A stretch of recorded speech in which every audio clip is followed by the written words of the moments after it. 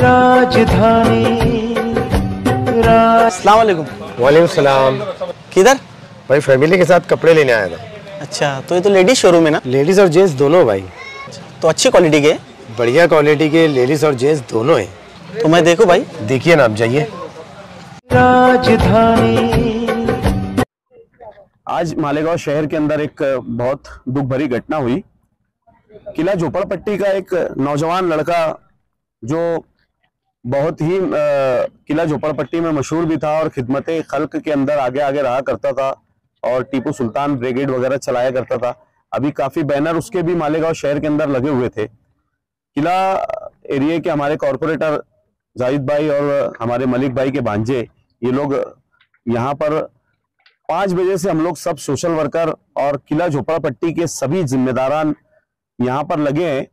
ये मोहम्मद अली रियाज अली शाह, उम्र इसकी 26 साल, ये अपनी बीवी को लेने के लिए शायद बाइक के ऊपर गया था और चौगांव फाटे के पास, कुसुम्बा के पास, ये हादसे का शिकार हो गया।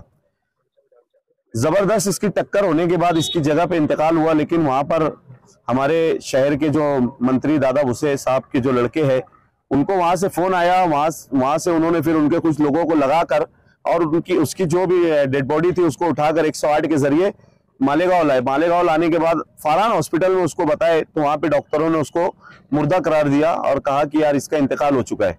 तो फिर वहां से सभी नौजवानों ने सिविल हॉस्पिटल लाया और सिविल हॉस्पिटल लाने के बाद मेंबर साहब और सभी जिम्मेदारान उनकी निगरानी में सिटी पुलिस स्टेशन के हमारे PSI साहब और उनके साथ कांस्टेबल वगैरह ने लग के, अहिरे दादा वगैरह लग के, अभी PM पंचनामा वगैरह करने के 1-1.5 घंटे के बाद उसकी डेड बॉडी हम लोगों ने निकाल कर उनके घर वालों के ताबे में दिया।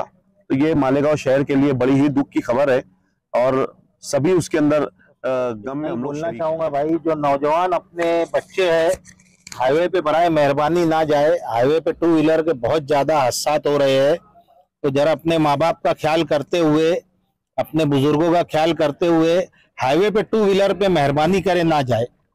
हम लोग नौजवान बच्चा हमारा चला गया है और काफी 3-4 हादसे मालेगांव में हो गए हैं।